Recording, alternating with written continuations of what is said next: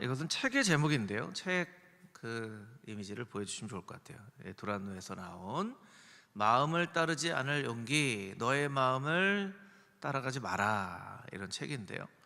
굉장히 좋은 책이에요. 그래서 여러분들도 읽어보시고 또 특별히 여러분의 자녀들에게도 좀 권유해 드리고 싶은 그런 좋은 책입니다.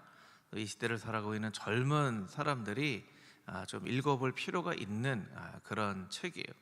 요즘은 자꾸 마음 먹은 대로 하라고 하기 때문에 그것이 얼마나 오류가 있는 생각인가, 이런 것을 아주 명쾌하게 여러 가지 이제 통계나 그 세상의 그런 데이터를 가지고 이제 설명을 합니다.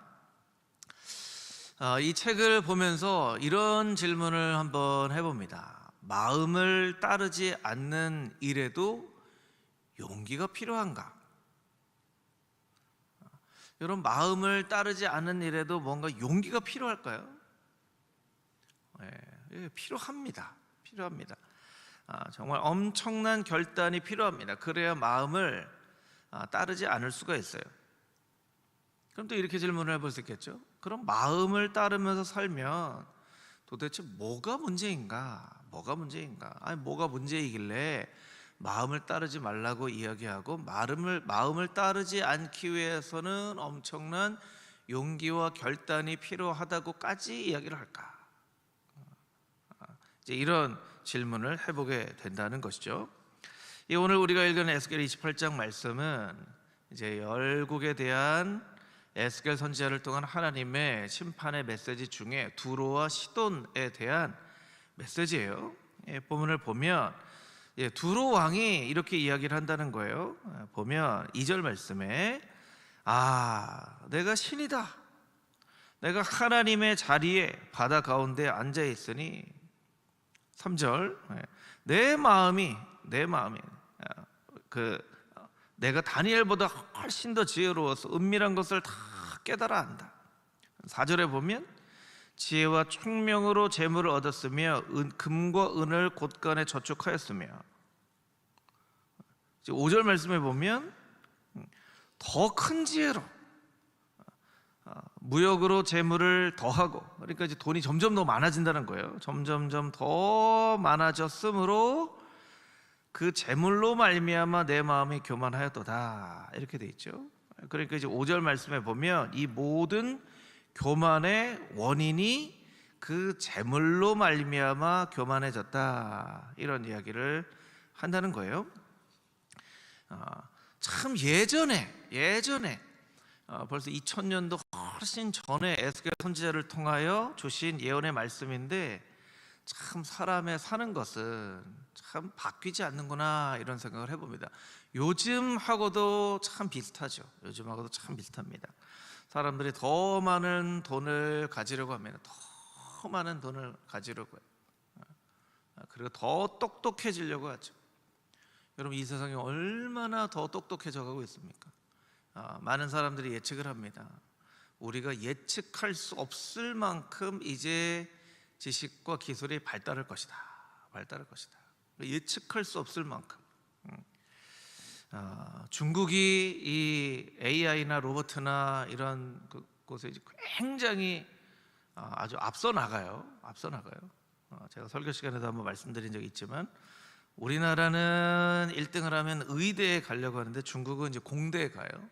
왜 그러냐면 우리나라는 의대는 그래도 의사가 되면 실패할 그런 확률이 적기 때문에 안정적인 직장을 얻기 위해서 의대로 갑니다. 이제 공대에 가면 사업을 하지만 사업은요, 성공을 크게 할 수도 있지만 언제든지 실패할 가능성이 있죠. 근데 그런 것을 감안하고서라도 이제 공대에 가는 거예요. 그래서 중국이 훨씬 더 기술이 발달을 합니다. 그래서 지금 미국이 1위라고 하고 중국이 2위라고 하는데, 사실은 일론 머스크나 이런 엔비디아나 이런 데서 정말 데려가고 싶은 사람들, 막 몇백억 줘가면서 데려가고 싶은 사람들이 다 20대, 30대 중국 사람들이에요. 그러면 여러분, 중국이 이렇게 기술이 발달되면 중국은 점점 더 사람 살기에 행복해져야 되잖아요. 그런데 또 어떤 뉴스가 있냐면요, 중국이 이렇게 기술이 발달하면서 중국에 작년 올해 들어서 1,400개 학과가 이제 문을 닫는다 이런 얘기가 있어요. 왜냐하면 그것을 다 이제 로봇이나 AI가 대신하기 때문에. 1,400개 뭐 학과는 아닐 것 같아요. 학교 숫자를 따지면 1,400개의, 그러니까 한 학과여도 중국에 학교가 많으니까 그렇게 많이 이제 문을 닫는다는 거예요. 지식이 발달합니다. 경제가 발달합니다. 그러면서 자연스럽게 내가 하나님이다. 사실은 우리의 신앙적인 관점으로 보면 내가 하나님이다라고 말하는 거는 정말 이건 도저히 할 수 없을 것처럼 생각이 들지만, 사실은 신앙 없는 사람들이 보면요, 나는 하나님이다 꼭 말하지 않아도요, 그냥 내 맘대로 하고 내 맘대로 할 수 있다고 하면 그게 사실은 뭐 아무도 꺼리끼는 사람이 없다 그러면 그거 자체가 사실은 나는 하나님이다라고 말하는 거 똑같아요. 뭐 몇 년이라고 딱 집어서 얘기할 수는 없지만 최근에 뭐 길게 잡아서 한 10년이라고 한다면 한국을 살아가는 30대 40대 젊은 직장인들에게 아주 중요한 키워드 중에 하나가 경제적 자유라는 걸 거예요. 아마 여러분도 경제적 자유라는 말을 들어보셨을 거예요. 유튜브에도 보면 뭐 경제적 자유. 경제적 자유라는 것은 직장에 다니거나 어떤 사업을 하지 않아도 어떤 투자할 수 있는, 직장에 다니지 않아도 매월 이렇게 돈이 나올 수 있는 것을 만들어 놓고 내가 여행 가고 싶은데 여행 가고 이렇게 사는 거예요. 그걸 이제 경제적 자유라고 해요. 그래서 책도 경제적 자유를 얻는 법하고 유튜브에도 보면 그렇게 막 투자 막 해놓고 오늘은 어디 태국 갔습니다, 뭐 내일은 어디 갑니다, 그렇게 영상을 올려놓으면 또 그 영상을 보는 30, 40대, 20대를 포함한 젊은 사람들이 나도 언제쯤 저렇게 경제적 자유를 누리면서 내가 원하는 데 가서 여행 다니고 이런 삶을 살 수 있을까, 이렇게 또 막 꿈을 꿔요. 사실 뭐 그거 자체를 뭐 잘했다 잘못했다 판단하기는 참 조심스럽고 좀 쉽지는 않아요. 얼마나 그렇게 매여 있는 게 싫으면 그렇게 할까. 근데 여러분, 제가 경제적 자유라는 것을 이렇게 보면서 참 재미나다 이런 생각을 했어요. 짧은 쇼츠 영상인데 2개를 보여드릴 텐데요, 둘 다 경제적 자유에 대한 영상이에요. 첫 번째 영상을 한번 좀 보여주시면 좋을 것 같아요. 수강생 한 분이 수익형 부동산 매수 후기를 카페에 올려줬습니다. 이분은 진짜 모범생 수강생이었거든요. 강사인 제가 알려주는 대로 딱 그대로 하는 분이었어요. 결국은 투자금 1억 7천으로 현금 흐름 155만 원을 만들었습니다. 딱 하나만 더 사면 나 대신 월급 벌어오는 로봇 2개가 만들어지는 거죠. 경제적 자유는 사업처럼 내가 신경 써서 버는 돈이 아니라 신경 쓰지 않아도 들어오는 돈. 저는 그걸 황금거위라 부르거든요. 황금거위는 매달 알을 낳아요. 그 알을 안 쓰고 계속 모으면 나중에 황금거위를 하나 더 살 수 있어요. 그러면 알이 2개씩 나오는 거죠. 그러면 선순환 구조가 만들어지는 거예요. 최근 이 수강생 사람, 한 분이 잠깐만요, 멈춰주시면. 이 사람은요, 뭐 1억 7천으로 했더니 한 달에 150만 원 정도 나온대요. 그러니까 한 번 더 하면 한 300만 원 정도 나오면 한 3억 5천이면 경제적 자유를 누리며 살 수 있다, 이렇게 얘기해요. 또 다른 사람의 영상을 한번 볼까요? 되게 좋은 아파트에 저 정도 인테리어 하시고 좋은 차도 타시고 골프도 원없이 치시고 자기도 이제 유학도 뭐 미국으로 보내고 돈도 많이 들 텐데 어쨌든 경제적 자유를 누렸잖아요. 어느 정도 이상 벌어야 돈으로부터 크게 구애받지 않고 사는 것 같다, 그 기준이 있을까요? 순자산 200원. 순자산 200원. 그리고 1년에 종합부터 다 합쳐가지고 세후 10억은 벌어야 경제적 자유가 있다. 그러니까 200억 플러스 1년에 10억씩 정도 벌면 제 기준입니다. 네, 이제 그럼 사람마다 기준이 달라요. 그래야 뭐 네. 사고 싶은 거 마음대로 구매하고 타인하고 뭐 관계에 있어서도 저녁값 돈을 내가 내야 되는데 부담스럽지 않는 거예요. 그럼 대표님은 이제 후배들 만나고 이러면 보통 이제 막 밥도 많이 사주시고 그렇죠. 좋은 선배님. 네, 여기까지 보도록 하겠습니다. 여기까지. 똑같은 경제적 자유를 얘기하는데요, 한 사람은 3억 5천 해놓으면 경제적 자유를 얻을 수 있대요. 어떤 사람은 순자산이 한 200억 정도는 있고 1년에 한 10억 정도는 들어와야, 이렇게 얘기하더라고요. 그 똑같은 경제적 자유를 얘기를 해요. 왜 이렇게 다르죠? 왜 이렇게 다르죠? 네. 여러분 200억 정도 번다고 이 사람 너무나 쉽게 얘기를 하는 것 같아요. 네. 요즘은요 이 돈의 개념 자체가 달라져 가지고요. 돈의 개념 자체가 달라져 가지고 200억 정도 얘기하는데도 그냥 쉽게 얘기를 해요. 네. 그러면 여러분 말 그대로 정말 한 200억 정도를 번다고 생각만 해도 막 좋으시죠 여러분? 200억 정도 있으면 그러면 행복할까? 정말 행복할까? 그럼 이 사람 정말 행복할까? 그러니까 여기에서 오는 거예요. 한 3억 5천 가지고 투자를 해놔서 한 달에 한 300만 원 정도 벌으면 내가 정말 만족하고 내가 여행 다니고 싶은데 갈 수 있겠지 했는데 그게 어느 날 만족스러워지지 않았겠죠. 그래서 또 막 하니까 한 3억 5천이 아니라 한 10배, 한 35억쯤 벌어야, 그래서 35억쯤 해서 막 이렇게 또 했겠죠. 야, 정말 나는 경제적 자유를 누리고 있구나 했는데 또 어떻게 돼요? 만족스럽지 않은 거죠. 그러니까 한 200억 정도 이렇게 이제 사람의 마음은요 채워지지가 않아요. 인터넷이나 유튜브 영상 이렇게 쳐보면요 너무나 천문학적인 돈을 가지고 있지만 불행한 선택으로 인생을 마감한 사람들의 많은 이야기가 나옵니다. 많은 얘기가 나와요. 제가 뭐 그걸 다 설명드릴 수는 없고 제가 찾아보니까 미국의 어떤 사람은 막 7,100억 정도 있는 자산가인데 젊은 나이에 한 50대에 삶을 스스로 끝냈어요. 뭐 이런 사람들 이야기. 막 1조 원 있는 사람들, 막 큰 기업을 이끌고 있는 사람들, 이런 사람들도 참 인생이 허무하구나, 인생이 참 불행하구나, 인생이 참 슬프구나.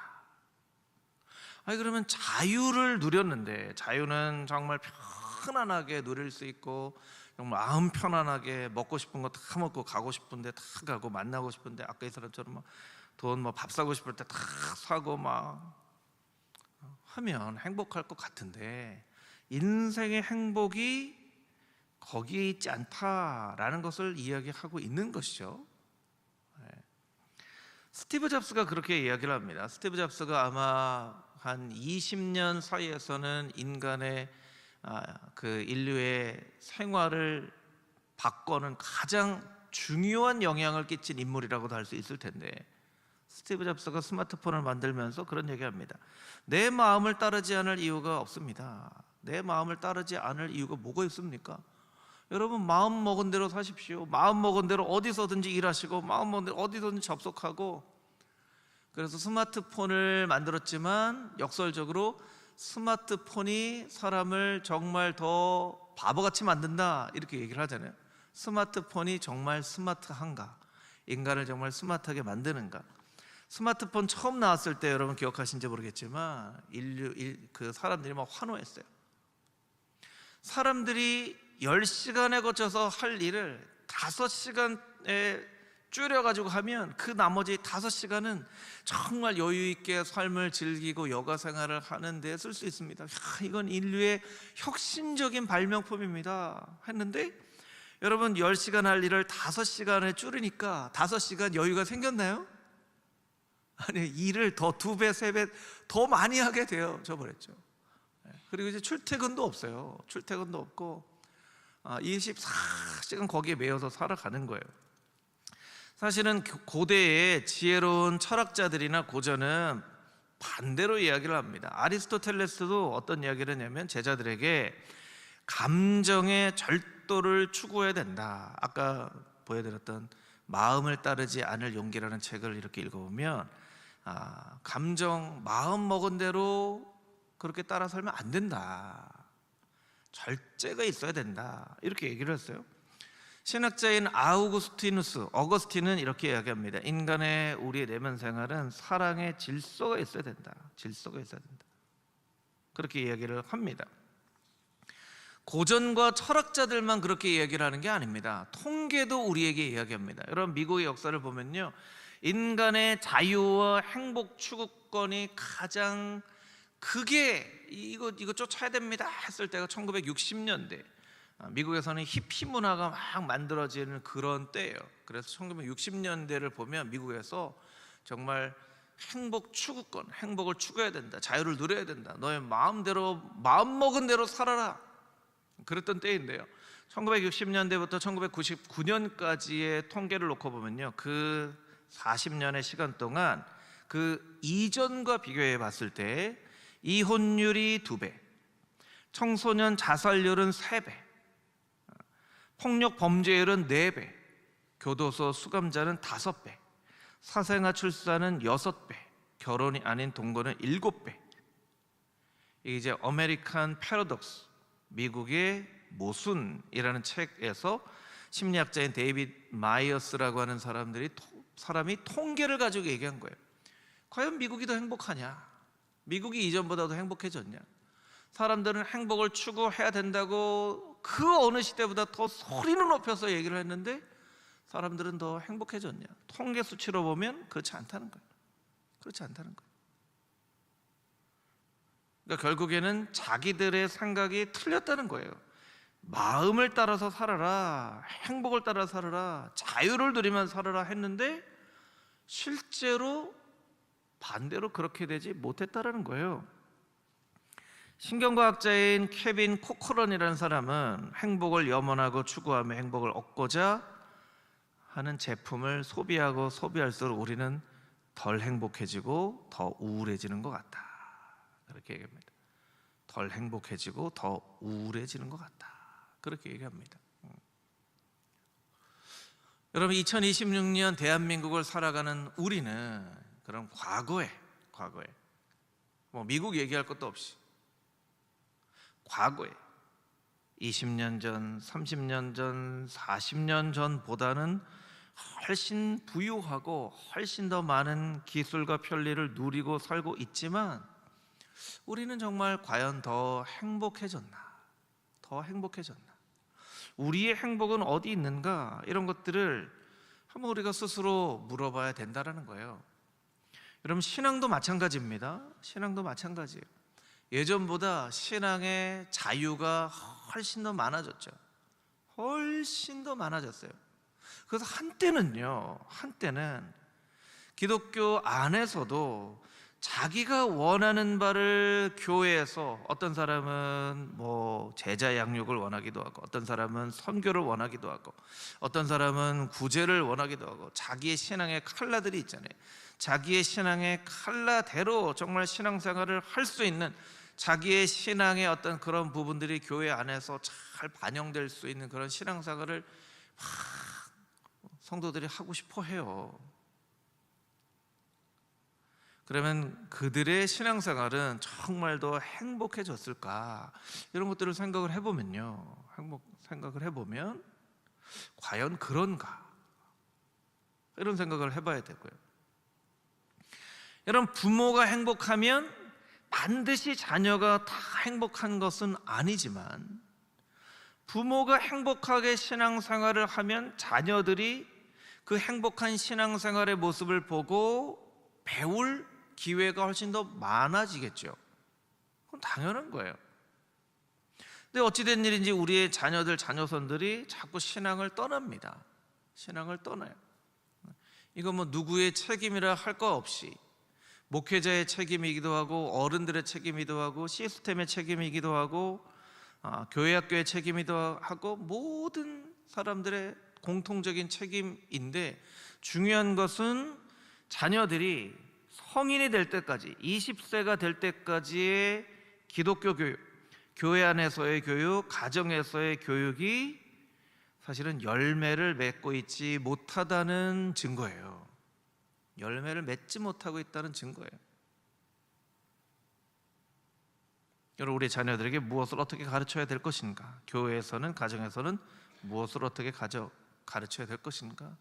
이런 것들을 고민하면서 자녀들에게 그것을 잘 가르쳐야 돼요. 사실은 자녀들에게 그것을 가르치기 이전에 부모 세대가 행복하게 신앙생활을 할 수 있어야 돼요.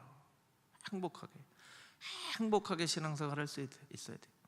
여러분은 신앙생활이 행복하십니까? 여러분 신앙생활이 행복하세요? 그렇게 늘 질문해요. 저는 신앙생활은 언제든지 절대적으로 행복해야 된다는 생각이 들어요. 교회는 늘 행복해야 돼요. 그리고 교회는 늘 재밌어야 되고, 교회 나와서 어떤 이유에서든지 재미있게 교제도 하고, 막 어떤 사명도 중요하지만 우리 여러분 사명으로만 우리가 신앙생활을 못합니다. 여러분 성경에 인류를 만드신 삼위일체 하나님의 첫 번째 우리에게 드러내신 감정은 좋았더라 하잖아요. 좋았더라요. 우리가 신앙생활을 의미만 찾을 수는 없어요. 재미있게 신앙생활을 할 수 있어야죠. 그러면 우리 부모 세대가 그렇게 재미있게 신앙생활을 하지 못하는 이유가 우리 자녀 세대들에게 영향을 끼친다는 거예요. 뭐 교회가 어떤 이유에서든지 분열하고 갈등하고 부패가 있고 뭐 이런 일들이 이렇게 일어나는 것을 보면서 자녀 세대들이 신앙생활 할 만하지 않구나, 신앙생활 빨리 성인이 되면 하루빨리 교회를 탈출해야 되겠구나, 뭐 이런 생각을 하게 만든다는 거죠. 그게 원인 중에 한 가지는 너무 우리가 우리의 마음 가운데 이 세상을 닮아서 내 마음에 따라서 신앙생활을 하고 싶어하는 마음들이 있다는 거예요. 세상 사람들만 손가락질 할 것이 아니라, 저렇게 자기 마음대로 산다고 얘기할 것이 아니라 우리의 마음에도 동일한 그런 마음이 있는 거예요. 어떻게 신앙생활을 해야 할 것인가? 6절에서 10절까지의 말씀을 한번 보도록 하겠습니다. 6절에서 10절까지의 말씀을 보면, 이제 1절에서 5절까지의 말씀은 이 두로와 시돈의 왕의 내가 하나님 같다, 지혜도 많고 재물도 많고 이렇게 되는데, 이제 6절에 보면 하나님께서 두로와 시돈 왕에게 말씀하신다는 거예요. 6절 보면 내 마음이 하나님의 마음 같은 채 하였으니, 우리 7절부터 10절까지의 말씀을 우리 다시 한번 읽어볼까요? 7절부터 10절 말씀입니다. 시작. 그런즉 내가 이방인 곧 여러 나라의 강포한 자를 거느리고 와서 너를 치리니, 그들이 칼을 빼어 내 지혜의 아름다운 것을 치며 내 영화를 더럽히며 또 너를 구덩이에 빠뜨려서 너를 바다 가운데에서 죽임을 당한 자의 죽음같이 바다 가운데에서 죽게 할지라. 내가 너를 죽이는 자 앞에서도 내가 하나님이라고 말하겠느냐? 너를 치는 자들 앞에서 사람일 뿐이요 신이 아니라. 내가 이방인의 손에 죽기를 할례 받지 않은 자의 죽음같이 하리니 내가 말하였음이니라. 주 여호와의 말씀이니라 하셨다 하라. 아멘. 7절에 보면 이방인 중에 여러 힘센 나라들을 데리고 와서 너를 치리니, 그들이 칼을 빼어서 내 아름다운 것을 쳐도 네가 나는 신이라고 얘기하겠느냐? 8절을 한번 보세요. 바다 가운데 죽임을 당한 자의 죽음같이 바다 가운데 죽게 할지라. 이게 어떤 의미가 있냐면요, 이게 이제 지도를 보면 잘 압니다. 두로와 시돈 지도를 좀 보여주시면, 이게 이제 저게 시내 광야가 있고 왼쪽 끝에가 이제 애굽이 있죠. 가나안이 있습니다. 가나안의 위쪽에 시돈이 있죠. 시돈이 있어요. 근데 이것을 조금 더 줌인해서 가깝게 그 지도로 보여드리면, 이 두로와 시돈은요, 이 해안가에서 얼마 떨어지지 않은 곳에 섬이 이렇게 있어요. 섬이 있어요. 그러면 섬이 있기 때문에 다른 나라에서 쳐들어오기가 쉽지 않은 거예요. 다른 나라에서. 아니, 쳐들어가려고 해도 섬이 있으니까 공격하기가 쉽지 않은 거죠. 그러니까 두로와 시돈이 말하자면 항구도 있고 섬도 있고 이런 나라가 돼 있어서, 항구가 있으면 어떻습니까? 무역이 막 활발하게 일어나니까 돈이 많이 모이겠죠. 돈이 많이 모이는데 사실은 그 돈을 탐내서 주변의 나라들이 막 쳐들어올 수 있는데, 이렇게 섬으로 뚝 떨어져 있으니까 여기는 이제 쉽게 쳐들어오기 쉽지 않은 거예요. 그러니까 두로와 시돈 왕들이, 야, 누가 이 바다를 건너서 우리를 이렇게 치러 오겠냐, 그런 교만한 마음이 생기는 거예요. 그러니까 바다 가운데에서 내가 죽게 될 것이다. 이런 이제 성경 구절, 오늘 9절, 8절 말씀과 같은 그런 말씀이 있는 것이죠. 여러분, 우리가 많은 것을 쌓아놉니다. 누가복음에 있는 비유처럼 어리석은 부자가 창고도 짓고 정말 많은 것을 쌓아놨어요. 내 영혼아 평안할지어다 하는데 하나님이 그날 그 영혼을 딱 데리고 가시면 이게 무슨 의미가 있냐는 거예요. 무슨 의미가 있냐는 거예요. 하나님이 이 천지 만물을 다스리시는데 우리가 하나님 다스리시는 방법을 다 이해할 수는 없지만, 사실은 뭐 이란과 미국의 전쟁도 그렇게 예측할 수 있는 거였겠습니까? 여러분, 처음 시작할 때 그랬지만 트럼프 대통령이 이렇게 전쟁하지 않을 것처럼 하다가 갑자기 공격했잖아요. 그렇죠? 그렇게 갑자기 공격하는 일들이 생겨져요. 누가 저렇게 전쟁이 이루어지죠? 왜 전쟁이 일어났는지도 사실은 아무도 몰라요. 이랬을 것이다. 이런 이유 때문에 전쟁이 일어났을 것이다 하긴 하는데, 도대체 이 전쟁은 왜 일어난 거야? 도대체 뭐 이란이 뭘 잘못한 거야? 왜 무슨 일이 있었나? 이란이 뭐 이스라엘을 어떻게 했나? 뭐 미국을 어떻게 했나? 그리고 이란은 주변에는, 우리는 이제 중동을 그렇게 잘 이해하지 못하니까 중동은 그냥 이렇게 하나의 그냥 이슬람을 믿는 사람들이라고 생각하지만, 거기에 막 주변의 나라들을 막 공격하잖아요. 물론 이제 미군 기지가 있어서 막 공격한다고 하지만, 저렇게 왜 저 나라를 저렇게 공격하는 거지? 왜 저 나라를 저렇게 공격하는 거지? 막 전쟁이 일어나니까요. 사실은 전쟁이 일어나면 제일 많이 피해를 보는 것은 민간인들이죠. 특히 연약한 사람들, 어린 아이들, 이런 사람들이 제일 큰 피해자예요. 그런 피해자들이 속출하고 있어요. 뭐 지금 일어난 전쟁을 이 하나님 말씀과 비유할 수 있는 것은 아니지만, 이런 일들이 일어나면 만약에 그 땅에서 우리가 더 부자고 점점 더 돈이 많이 들어올 수 있도록 만들어놨고, 점점 더 지혜로울 수 있도록 만들어놨고, 나는 이제 그냥 무한한 자유를 누리면서 살면 되겠구나 하는 사람이 잠을 자고 일어나 보니까 전쟁이 일어나서 자기가 일어났던 것들이 다 막 이렇게 되면 무슨 의미가 있냐는 거예요. 두로와 시돈 왕이 우리는 정말 돈도 많고 툭 떨어져서 누가 우리를 공격할 수도 없는 천혜의 요새 같은 곳이 누가 우리를 공격하겠냐. 하지만 정말 이방의 큰 나라들이 와서 공격하면 그때도 내가 내 마음이 하나님 마음 같다라고 말할 수 있겠느냐. 이렇게 이야기를 하시는 것이죠. 여러분, 성경은 우리에게 늘 이야기합니다. 우리의 마음대로 살아서는 안 된다라고 얘기합니다. 하나님의 마음과 하나님의 생각을 따라야 한다고 말씀하십니다.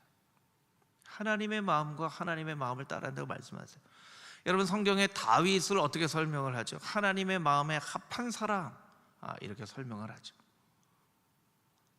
다윗도 죄도 짓고 하나님께 벌도 받고 하였지만 하나님의 마음을 따르려고 했던 사람이 바로 다윗이었어요.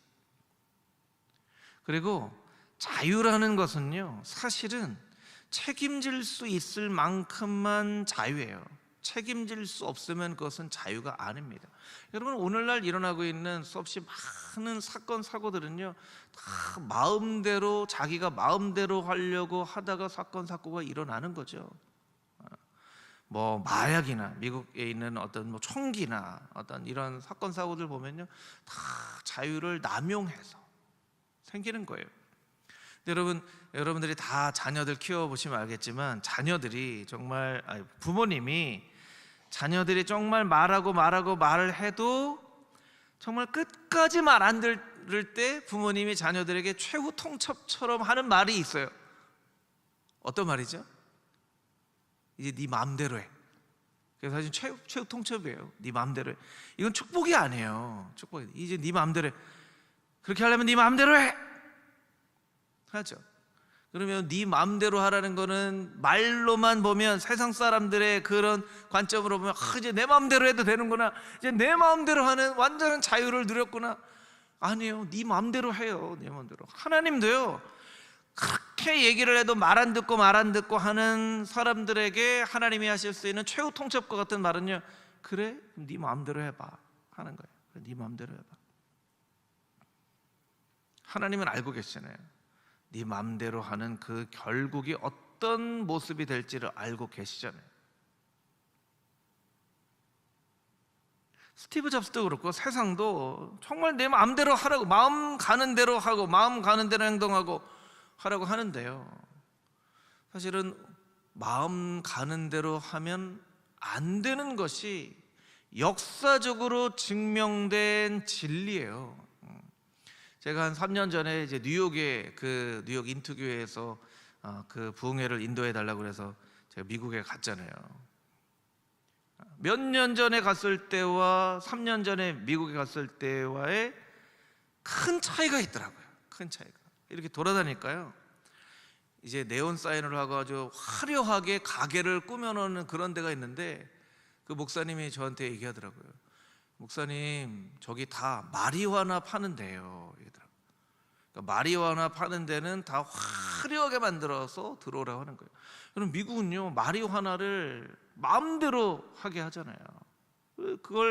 그걸 설득하려고 마리화나는 중독성이 없다 막 얘기하는데, 사람들이 얘기하잖아요. 마리화나로 끝나지 않고 이걸로 시작해서 마리화나에서 더 심각한 마약으로 더 넘어간다는. 그런데 저는 이게 어떻게 가능할까? 저렇게 마약을 그냥 상용화하도록 저렇게 만들어 놓고 세상의 사회가 제대로 돌아가리라고 생각하는 저 생각 자체가 말도 안 되는 생각이라는 생각이 드는 거예요.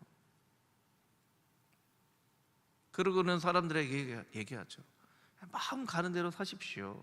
마음 가는 대로 여러분의 인생을 사십시오. 이렇게 얘기를 한다는 거예요. 그래서 우리의 세상이 지금 이런 모습으로 되어지는 거죠. 점점 더 마음 가는 대로. 특별히 힘을 가진 사람들이 마음 가는 대로 행동하고 판단하는 그 일을 통하여 정말 얼마나 수없이 많은 사람들이 고통을 당하고 괴로움을 당하는지, 그걸 이제 세계가 겪고 있다라는 거예요. 성경은 이렇게 얘기를 하죠. 역대하 16장 9절 말씀에 보면, 역대하 16장 9절 말씀 우리 한 목소리를 같이 읽어보겠습니다. 시작. 여호와의 눈은 온 땅을 두루 감찰하사 전심으로 자기에게 향하는 자들을 위하여 능력을 베푸시나니. 여기까지 읽겠습니다. 전심으로 향하는 자를 위하여 하나님께서 능력을 베풀어 주신대요. 하나님의 능력은 누구에게 주어지냐면 전심으로 향하는 자를 향해 주신다는 거예요. 그런 말씀드린 것처럼 다윗처럼 하나님의 마음에 합한 자, 하나님의 마음에 합한 자는 하나님의 마음에 맞는 자라는 뜻이에요. 여러분, 아무리 금으로 다이아로 만든 열쇠가 있어도요, 안 맞는 열쇠는요 절대로 열리지가 않아요. 여러분, 아무리 명품 신발 구두가 있어도요, 여러분이 신으려고 그러는데 작아요. 그럼 못 신는 거예요. 아무리 막 세계적인 디자이너가 해서 정말 막 몇 억씩 되는 이 옷이 있다고 한번 해보세요. 그래서 작으면 못 입어요. 맞아야죠. 하나님의 마음에 맞아야 우리의 삶 가운데 맞는 축복을 하나님께서 우리에게 허락해 주시는 거예요. 한자를 제가 종종 설교 시간에 인용을 하는데요, 한자를 읽다 보면요, 참 너무 한자를 만든 사람들은 분명히 신앙을 가진 사람들이다라는 생각을 하는 게, 여러분, 참을 인자, 참을 인자 이제 보여주시면 마음 위에 칼이 있어요. 그래서 그냥 세상 사람들의 관점을 보면 심장에 칼이 꽂힐지라도 그것을 견디는 마음을 이제 인내라고 얘기를 하는데, 이걸 이제 신앙적으로 일반 사람들의 관점에서 볼 수 있지만 이제 신앙적으로 해석을 하면요, 성경에서 칼은 말씀으로 비유하는 경우가 많죠. 말씀으로 비유하는 경우가 많아요. 에스겔 21장 9절 말씀에도 보면 인자야 너는 예언하여 여호와의 말씀을 이같이 말하라. 칼이요 칼이요 날카롭고 빛나도다. 하나님의 말씀은 칼이라고 얘기합니다. 우리가 잘 아는 에베소서 6장 말씀에도 보면 구원의 투구와 성령의 검 곧 하나님의 말씀을 가지라. 그러니까 참는다고 하는 인자는요, 마음에 칼이 있는 거예요. 마음에 칼이 있는 거예요. 마음에 하나님의 말씀이 있는 거예요. 그래서 우리가 암송구절이기도 한데 누가복음 8장 15절 말씀 보면 100배의 열매를 맺는 좋은 땅에 있다는 것은 착하고 좋은 마음으로 말씀을 듣고 지키어 인내로 결실하는 자니라 할 때 그 인내가 참을 인자죠. 참을 인자예요. 그러니까 결국에는 세상 사람들은 그냥 참는 것, 그것을 인내라고 이야기를 하지만 성경적인 관점으로 보면요, 우리의 마음에 칼이 있는 거예요. 하나님의 말씀이 있는 거예요. 마치 의롭다 할 의자가 나 아자 위에 양자가 있는, 우리의 인생에 어린 양 예수 그리스도가 계시는 것을 의라고 한자는 표현하는 것처럼 우리가 참고 견디고 살아가는 그 인내는 그냥 무조건 견디는 것을 인내라고 얘기하지 않고 하나님의 말씀이 우리의 마음 위에 탁 있어서 그 말씀의 힘으로 견디는 거예요. 여러분, 우리의 의지로 견디는 게 아닙니다. 하나님의 말씀의 힘으로 견디는 거예요. 그래서 성경은 우리에게 무엇을 얘기합니까? 마음을 따르지 않고 말씀을 따라 살아라 라고 이야기를 하는 것이죠. 저를 따라서 같이 한번 해보겠습니다. 마음을 따라 살지 마십시오. 말씀을 따라 사십시오. 할렐루야. 마음을 따르지 말고 말씀을 따라 살라고 이야기를 하고 있습니다. 저는 그 단어들이 어떻게 사용되어지는지도 굉장히 중요하다고 생각해서 가끔 설교를 준비할 때 이제 이 단어들이 어떻게 쓰였는지를 보는데, 여러분 개역 개정판으로 놓고 볼 때 말씀이라는 이 단어가요, 말씀이라는 단어가 가장 많이 말씀 이렇게 나온 곳은 우리의 생각과 달리 예레미야서예요. 예레미야서. 구약에만 해도 한 1570번 정도 말씀이라는 단어가 나오는데요, 예레미야에 405번이 나와요. 그리고 그 다음에 에스겔서에 나와요. 에스겔서 247번 정도. 그러니까 예레미야와 에스겔 선지자 때 부패한 이스라엘 백성들, 심판을 받고 있는 이스라엘 백성들에게 하나님께서 뭘 말씀하세요?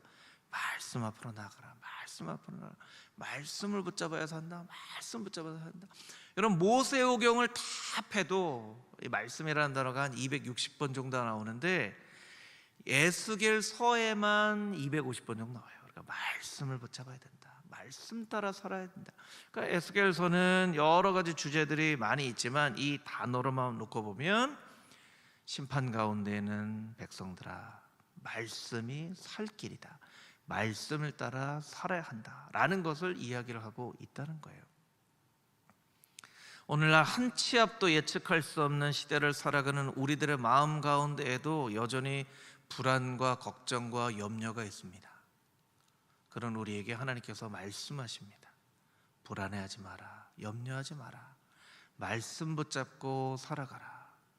너의 마음 위에 하나님의 말씀, 성령의 검이 있을 수 있도록, 그래서 하나님의 말씀이 너의 마음을 다스릴 수 있는 삶을 살아가라. 그럴 때 불안해하지 않고 두려워하지 않고 염려하지 않고 살 수 있다라고 우리에게 말씀해 주시는 겁니다. 여러분, 마음을 따라 살지 않고 말씀을 따라 하나님의 크신 축복을 누리며 살아갈 수 있는 하나님의 귀한 성도님들이 다 되시기를 주님의 이름으로 축복합니다. 아멘.